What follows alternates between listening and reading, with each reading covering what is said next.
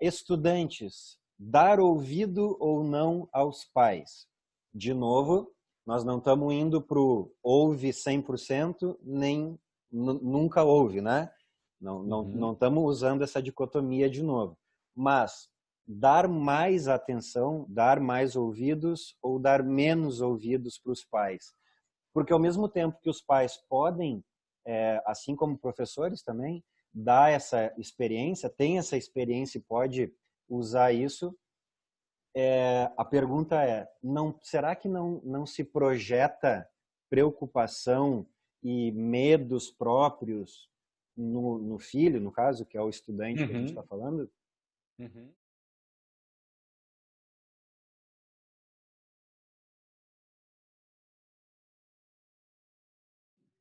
Tem uma coisa que eu costumo dizer que, assim, né? Quando tu estuda a psicologia do desenvolvimento infantil, da criança, do pré-adolescente, do adolescente, inclusive do adulto, porque o adulto também se desenvolve até chegar à velhice, né? A gente não se fala mais idoso, né? Se fala velhice porque é o estado do corpo, mas não necessariamente o estado da mente. E ela tem uma coisa que a gente sempre diz assim, que a gente tem que cuidar para não fragilizar o nosso ego. O que é fragilizar o nosso ego? Tem um grande pesquisador chamado Winnicott, que é um psicólogo internacionalmente conhecido, que ele fala que quando o pai protege, ou os pais protegem excessivamente um filho, né, ou dizendo que aquele ambiente ou aquilo é perigoso para ele priva o filho de desafiar a vida, desafiar as questões da vida. Vou pegar um exemplo super simples. Quando o pai lá tem a criança pequenininha, né, bebezinho, daí o bebezinho tá lá andando pela sala, daqui a pouco ele tá indo em direção à porta e os pais falam, não, volta. Os pais não sabem disso, não têm a obrigação de saber, né, porque isso aí é o estudo da psicologia. Alguns que leem acabam compreendendo. Mas quando ele diz esse não, o filho para de andar, olha pro pai e ele deixa de desbravar, ele deixa de ir adiante. Infelizmente, o medo do pai privou o filho de ser melhor, privou o filho de... Geralmente, hoje, quando a gente analisa perfis ligados a empreendedorismo, a criatividade, ao autodesempenho, a gente sabe muito que muitos foram privados na infância, né? E nunca lidaram com a questão. Daí, quando foram descobrir isso, que conseguiram mudar os padrões de pensamento. O Renato, meu filho... Ele tem 3 anos, vai fazer 3 anos. Esse dia ele pegou a chave do carro e queria sair a dirigir. Aí eu achei melhor, de repente, dizer não. Claro. Claro. Mas é isso que eu vou dizer assim, né? Que tem que ter um equilíbrio, né? Sim. Que o medo do pai, ele tem que ser um medo bem embasado. E nem sempre os nossos pais conseguem embasar muito, tudo muito bem. Isso não quer dizer que eles não tenham muito mais experiência que a gente, né? Eu sempre digo assim, que existe a questão de ser experiente, a questão de ser inteligente, né? E também de fazer um casamento muito organizado disso. Então, quando os pais privam, eles podem estar projetando o medo que eles têm em cima dos filhos. Vou dar um exemplo. Hoje tem uma questão muito forte com as escolas, né? Tipo, será que não é muita atividade para o meu filho fazer sozinho? Isso é muito comum acontecer. Só que muitos vão conseguir fazer. Muitas crianças, muitos adolescentes vão se matar estudando porque já tem o hábito, já tem rotina. O pai que tenta proteger o filho, dizendo que não deveria estudar tanto porque está todo mundo sob pressão, está tirando o potencial de aprendizado, de motivação do filho, que vai perder a vaga para outro, que vai fazer, independente do mundo oferecer pressão ou não. O mundo real oferece pressão. Se o pai tenta tirar o filho desse cenário e trancar ele numa bolha, ele está prejudicando. Então, pedir, por exemplo, né, eu trabalhando com outros professores, né, eu sei que acontece muito dos pais intervirem dizendo, pega mais leve, mas se pegar mais leve, outro vai pegar o espaço dentro da Universidade Federal ou dentro do Enem ou algo que o filho poderia ter se não tivesse sido, por causa do medo do pai, ter feito um corpo mole. Esse é um erro, por exemplo, quando tira o potencial, deixa o filho desafiar, deixa o filho lidar com a pressão. É extremamente importante. O estudante precisa lidar com a pressão, né? Agora, claro, diga. Não, é porque isso é diferente não é abandonar o filho, né? Não é isso. Não, é de ajudar. É olhar muito bem para o filho fazer isso. Pois é. É olhar muito bem para o filho. Quando o pai olha e diz assim, deixa ele se virar, porque o mundo não vai pegar leve. E eu digo para todos, o mundo não pega leve. Por mais leve que os pais tentem pegar, quando chega no mundo ali, ó, é massacre em cima de massacre. Vai chegar numa universidade, a gente sabe, né, disso, Rodrigo, a gente que já cursou e tem até um PhD, que a universidade não dá moleza. Toma isso aqui, te vira, senão tu não vai passar, tu não vai te virar, tu não vai te formar nunca. Sim. Porque lá tu tem que ter mais autonomia, né? Tu pode pedir ajuda, né? Como aluno, enfim, tu pode pedir ajuda. Às vezes o estudante, em função da faixa etária, tem essa dificuldade, né? E a gente sabe que muitas vezes de novo, né? É aquele negócio de, viu, ó, é o professor. Porque, claro, transferiu a culpa, o cérebro ficou, beleza, isso é mais fácil também.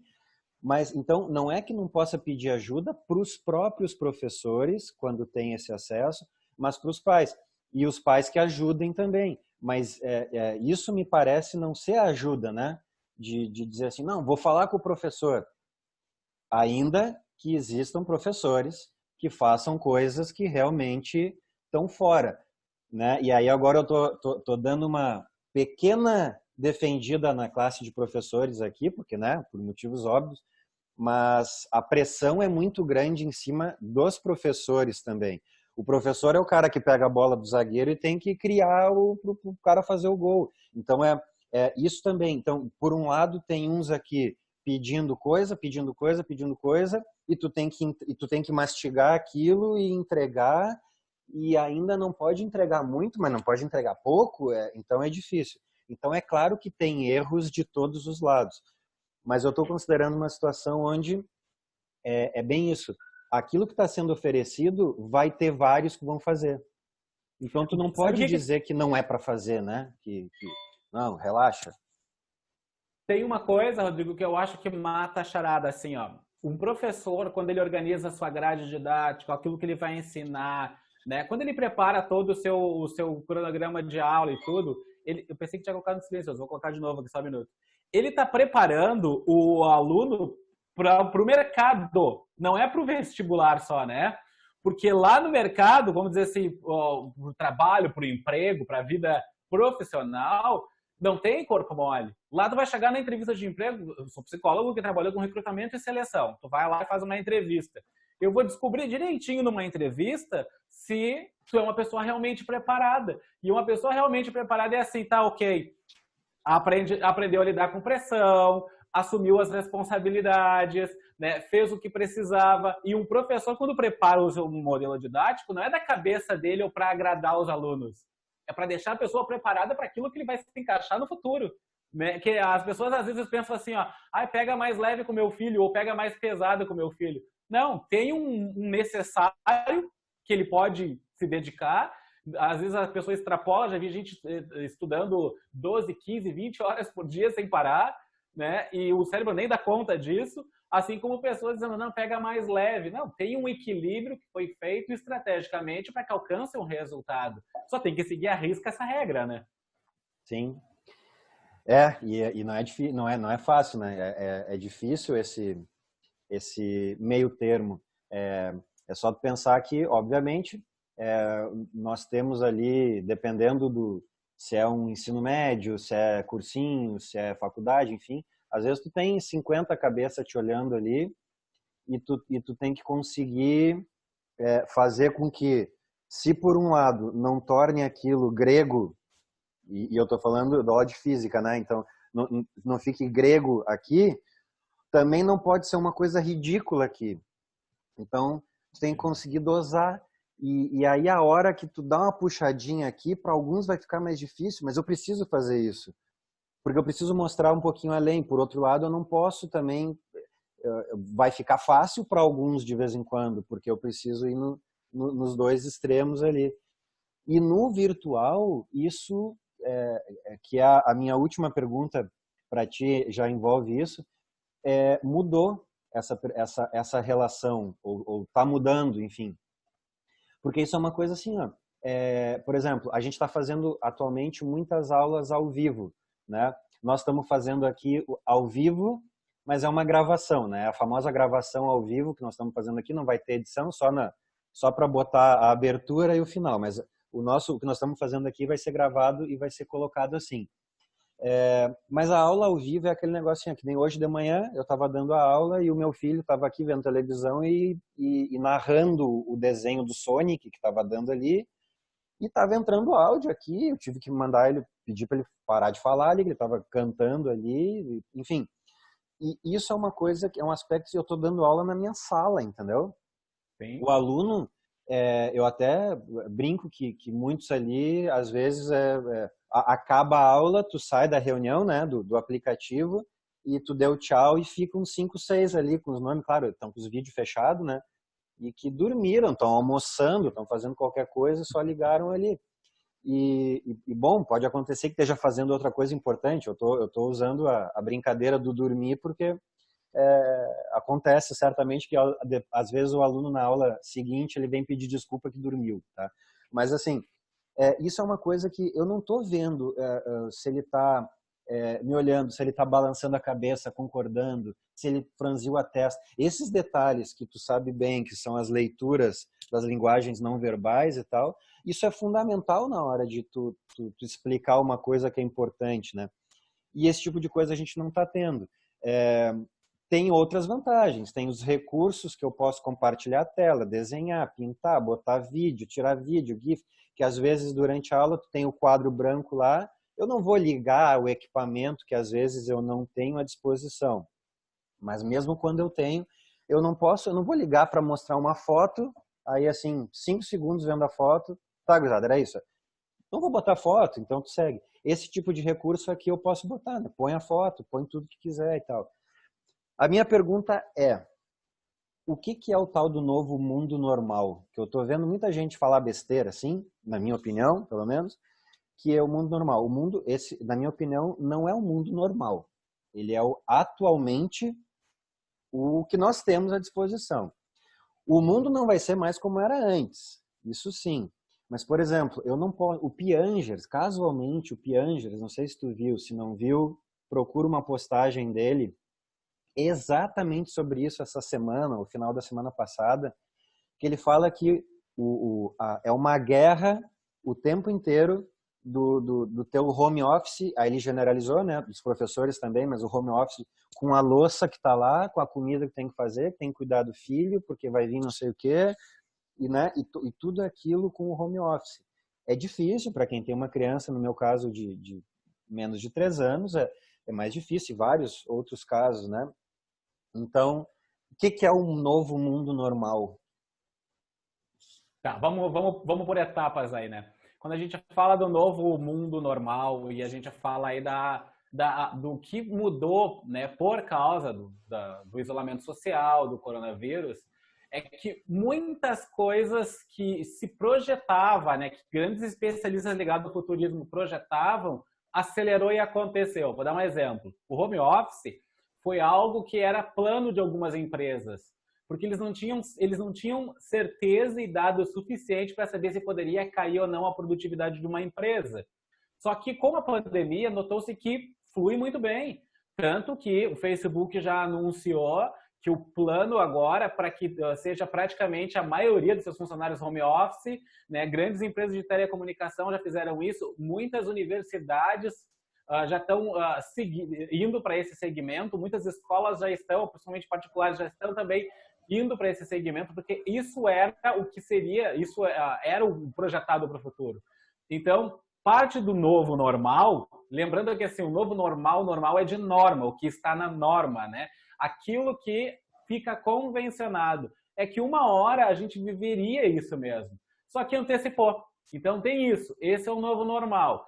No momento que a gente está agora, que é de pandemia, também tem uma questão, que é assim, a gente teve que ir para dentro do home office e não deu tempo de adaptação. As pessoas tiveram que ir ou perdi o seu emprego. Então, se jogou para dentro, sim, do home office. E dentro de casa. O que acontece? Não deu tempo de adaptação, então tem ali o filho, tem o vizinho, tem a furadeira, tem a chuva, tem a latência da internet. E isso é normal para esse momento e a gente tem que aceitar. Seria incongruente, seria, na verdade, até uma falta de consciência alguém olhar, mas o filho do Rodrigo, cara, tá todo mundo vivendo um momento estranho. É óbvio que o meu filho também está sofrendo a pressão, que eu estou sofrendo a pressão, porque isso aqui é incomum para todos. E daí a gente tem que entender, compreender de forma madura que vai acontecer isso. Eu vou dar um exemplo. A minha esposa, que trabalha também com a área de tecnologia, outro dia eu fui moer o café e faz barulho. E daí eu não moí o café, fiquei esperando. Ela disse, não, a minha empresa já entende que a gente está em home office e que acontecem barulhos ao redor, então tu pode moer o café, não tem problema. Uma das maiores empresas de tecnologia que a gente tem em termos de conectividade do mundo. Tipo, é óbvio que isso é o normal, que nesse momento onde todo mundo é obrigado a estar isolado, não é para ser perfeito, não é para ter um escritório perfeito. Tipo, aqui é um setup, eu estou numa sala fechada, ela está na sala, por exemplo, né? Uhum. Aqui é um setup, eu estou organizadinho, né? Eu consigo me isolar de qualquer outra intervenção. Exceto se o vizinho fizer barulho ou algo do gênero. Ok, mas muitos não conseguem e o lado de cá, né, quem está olhando para a tela, precisa compreender isso. Então, o professor está dando aula e pulou o gato na cabeça dele, ou o filho está gritando, ou alguma coisa do gênero. Ok, o aluno tem que compreender como alguém maduro, os pais têm que compreender como alguém maduro, a escola tem que compreender como uma instituição com capacidade de discernimento para compreender isso. Então, não tem problema isso. Isso é o que a gente chama de novo normal, esses dois cenários, né? Que estamos vivendo no momento onde as coisas estão um pouco improvisadas e a gente tem que respeitar e compreender isso de forma madura e inteligente. A outra é que antecipou muita coisa, modificou muita coisa, que é cada vez mais o mundo virtual fazendo parte da nossa vida. E, inclusive, algumas empresas adaptando e mudando já de fato como seriam, né, essas linhas de produções no que diz respeito aí a conteúdo digital, a aula, a trabalhos em home office, trabalho burocrático de uma empresa que tu senta na mesa lá para resolver coisas. Não, pode acontecer, o cara trabalhar de casa, precisa trabalhar de casa. Aula pode ser dado de casa. Sabe o que é interessante? Já tinha um movimento muito grande aí, né, de instituições de ensino indo para o mundo virtual. Acelerou isso tudo. Acelerou. As instituições, eu estou dizendo de grandes instituições, né, grandes universidades que não se adaptaram, estavam com a corda no pescoço, porque não aceitaram o que vinha acontecendo. Isso vai acontecer para pré-vestibular, para tudo, inclusive para escolas. Então, isso é normal, né? Antecipou o que estava programado de acontecer. Talvez, vai voltar a aula presencial e coisa do gênero? Vai. Mas a tendência é que uma hora ainda assim desapareça isso, ou diminua drasticamente. Porque um único detalhe que é importante, né, Rodrigo? Eu acho que uma coisinha só que faltou bem rapidinho ali que eu não falei. Uma que a gente estava falando sobre a ideia dos pais, né, ou professores darem orientações. Eu falei que nem tudo o pai acerta, porque às vezes ele pode errar, mas muito ele acerta e por isso que a gente tem que escutar muito bem. Os pais sempre fazem as coisas por amor, não fazem por maldade. Se faz por amor é porque quer ver o bem, né? Esse era um ponto importante que eu queria dizer no que diz respeito ao que a gente estava falando sobre a ideia de ouvir o outro, né? Ouvir quem tem mais experiência. E esse momento que a gente está vivendo, ele é atípico para todo mundo. Então, tanto pais, escolas e pessoas têm que aceitar isso de coração. O novo normal é isso. Eu lembro que a PUC, há 20 anos atrás, ela tinha já o EAD lá, que a gente entrou para visitar uma vez. Imagina, 20 anos atrás. Era uma parafernália, parecia que estava entrando na NASA, apesar que eu nunca entrei na NASA, mas devia ser meio aquilo assim. E para o professor lá fazer um esquema lá e botar um gráfico que ele desenhava e tal, há 20 anos atrás, né? Isso era extremamente futurista, mas a PUC já tinha, um exemplo, né? Já tinha lá esse sistema. E em relação ao gato, né? O filho e tal, isso aí é que a gente tá acostumado, enfim, com aquela coisa meio do vídeo editado, né? Do Jornal Nacional, assim, né? Tô vendo uma tela, Relatadão. né? E eu acho que isso é até positivo, se for analisar, né? Tipo assim, precisa passar um gato aqui, precisa o cachorro latir, porque isso... E eu digo isso na aula, quando eu tô falando e dá um barulho. Esses tempos eu tava dando aula e chegou uma encomenda. Eu tava sozinho em casa, pensei, gurizada, aguenta aí, vida ao vivo, é o que eu tô falando sempre, né? Vida ao vivo. Então, se tivesse na aula e desse uma dor de barriga, tu ia se cagar dentro da aula? Não, tu ia dizer, cruzado, olha só, tá, tu não ia dar maiores detalhes, mas tu ia, entende? É vida ao vivo, e isso a gente tem que se acostumar que pelo vídeo também é. Esses tempos eu não pude dar uma aula porque minha internet largou, bateram num poste aqui, não sei o que aconteceu num poste aqui, fiquei sem internet, mal tinha meio G aqui, que nem o do celular eu tinha, e aí eu avisei lá, disse, olha, não tem como dar aula, né, e o outro me substituiu. Rodrigo, tem uma coisa que eu sempre digo que é uma questão psicológica muito estranha. Primeiro que as pessoas mudam na internet, né? No presencial, elas têm uma postura, no mundo virtual tem outra. Isso está equivocado, isso faz mal até, na verdade, para a gente. A gente tem que ser quem a gente é. E outra, mundo virtual e o mundo real não existe diferença. A única diferença que existe é o mundo que eu crio na minha mente, que se chama a realidade subjetiva, que é o que eu crio de pensamentos, de realidade na minha cabeça, e a realidade objetiva, que é o mundo da pele para fora. E o mundo virtual é a nossa realidade. Tipo, qual é a diferença de se o meu celular, que acabou de fazer um sinal, né, faz aqui enquanto eu estou no virtual, ou na sala de aula? Nenhuma, não tem diferença. Se eu vou beber um gole de água lá, né, estou em sala de aula e dou um gole de água ali no copo, ou aqui no mundo virtual? É igual, não tem nada de, só tem uma câmera nos separando. A única diferença é que a pessoa não está me olhando ao vivo ali, né? Ou melhor, presencialmente, mas sim pelo meio virtual. Mas o mundo é o mesmo. Sim. Então, não se pode criar regras de que não pode ter barulho, não pode ter treinamento. Quer ver a grande prova disso, Rodrigo? As aulas estão suspensas por causa de um vírus. Pode. Daí perder a aula não poder ser consolidada ou acontecer porque não teve internet, não pode. Não temos culpa disso. Sim. O carro bateu no poste e eu não tenho culpa. Choveu muito forte, a internet não funcionou. Acontece, tá entendendo? Sim. Então a gente tem que cuidar para não confundir esses dois mundos como se fossem coisas separadas. É a mesma coisa. E, portanto, mesmo que isso gere nos alunos, né, uma coisa um pouco diferente, assim, de não ter, e os alunos têm falado que estão com saudade do presencial e tudo mais, que nunca mais vão reclamar das aulas presenciais, não sei o quê, é uma coisa que é uma adaptação, que é justamente isso, para entender que é o mesmo mundo, na verdade, com as suas diferenças, como eu falei, algumas coisas eu até acho vantajoso, algumas não, eu tentar enxergar o lado positivo. É evidente que eu não estou falando o motivo, né? O motivo não tem nada de positivo, o vírus, né? Eu estou dizendo da consequência que isso gerou. Então, é uma maneira da gente tentar levar isso sempre da melhor maneira possível. Marcelo, a gente poderia ficar horas falando, certamente, né? Podemos fazer, dependendo aí, uma parte 2, né? Conforme for. E a parte da resenha, a parte do conteúdo ficou bem clara.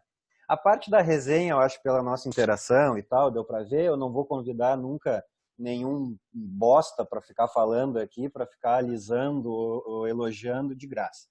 E aí, a minha pergunta é sério que tu tocou pagode nos anos 90 em bandas por aí? Toquei, eu fui um músico, assim, para quem me conhece, assim, mais profissionalmente, você vê que eu trabalhava, o Rodrigo me conheceu, era de terno, gravata, né, bem organizadinho, dando palestras em instituições, daí quando eu digo que fui pagodeiro, de estar na balada, e imagina, às vezes as pessoas não têm noção, quando olham a minha postura mais séria por causa da roupa, que eu ensinava caras homens e mulheres a ir pra balada para pegar a gente, né? Ou que eu fui pagodeiro. Sim, eu fui pagodeiro, na verdade, assim, hoje eu não toco profissionalmente, mas sim, sou músico, sim, adoro. E toquei em várias baladas, tinha uma balada chamada Ibiza no em Atlântida, que era tipo o melhor lugar o melhor rolezinho de se fazer. E, pô, tocava direto lá, fazia festa direto lá. Era beber e tocar e fazer festa e depois pegação. Era muito, muito legal. Cara, quando eu digo, porque eu também toquei, né? Eu era o pandeirista de uma banda durante uma época ali e as pessoas também ficam pelo fato de ter a formação, de ser doutor, não sei o que e tal. Então, eu também... E esse é o tipo de coisa que eu quero trazer sempre para os convidados aí. Eu vou fazer o seguinte, eu vou pedir que tu, então, dê o nosso tchau porque nós vamos encerrar, nós estamos em 44 minutos já aqui, aproximadamente, né, vamos encerrar, mas quero agradecer de verdade por ter participado. Eu quero fazer o brinde, é um brinde virtual, então, seja lá o que for que esteja dentro do teu copo, né? Então, fazemos o brinde. No meu caso aqui tem uma água com limão, juro por Deus que é só água com limão, em função da hora, mas numa próxima aí a gente consegue, né, brindar pessoalmente de novo. Mas aí eu quero que tu dê esse tchau e que tu termine tocando alguma coisa para nós, então, para a gente ver aqui se é verdade isso aí ou não. Ok, então. Então, assim, antes de dar esse tchau aí para todos que estão olhando, para os que vão olhar, né? Seguinte, vale a pena, assim, a dedicação, vale a pena a gente se programar. Alguém vai se adaptar ao mundo virtual e vai correr na frente, que alguém seja você, corra atrás, porque não adianta, o mundo é isso. É pressão, é correria e vale a pena a gente se dedicar e alcançar resultado. Espero que tenha sido produtivo e legal aí, eu pelo menos me diverti bastante aqui, né? Disciplina e mais motivação, né? Esse seria o segredo. Disciplina mais motivação. Show de bola. Eu no cenário geralmente o violão, né? Porque eu gosto de me divertir, mas eu não sou cantor. Então eu vou fazer um sonzinho, mas não como um cantor, tá? Já avisando, sou desafinado para cantar. Mas faz de conta que eu canto bem, tá? Vamos mais pela levada, assim. E eu até pensei numa música aqui, não tenho certeza se ela vai sair muito bem. Mas eu aceito o desafio. Eu acho que a parte legal disso é a moça, tipo, o cara é psicólogo, trabalha com neurociências e não sei o quê, e toca música, claro, toca, bebe, se diverte. Esse é o legal, né? Dá para levar tudo ao mesmo tempo, desde que a gente consiga organizar para tudo. Mas eu vou tentar fazer um sonzinho aqui. Vamos lá. Vamos lá, então.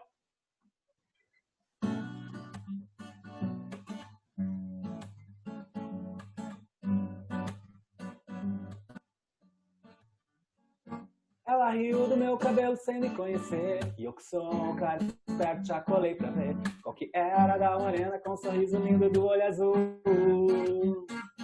Começamos papo louco sem me perceber, sobre ex e talvez seja melhor nem dizer. Eu vim lá da zona oeste, ela é menina da zona sul. Menina mulher que tímida atitude de quem sabe o que quer, mesmo que o tempo mude. Ela é sol, é verão, é poema, é canção que alegra o meu coração. Morena, me encantei com o seu jeito de olhar, paralisei o tempo só pra lembrar daquela cena em que eu tirava a tua saia e você beijava a minha boca.